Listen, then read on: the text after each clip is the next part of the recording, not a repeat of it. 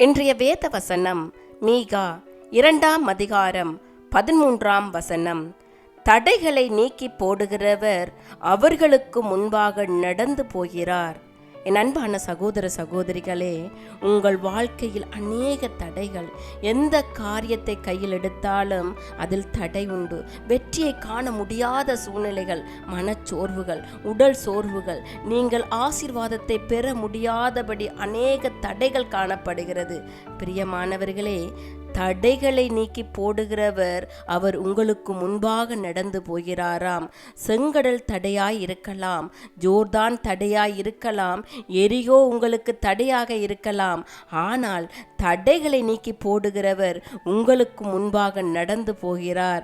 எந்த காரியத்திலும் என்ன சூழ்நிலையிலும் கர்த்தரையே முதன்மைப்படுத்துங்கள். அவரிடம் எல்லாவற்றையும் ஒப்படையுங்கள்.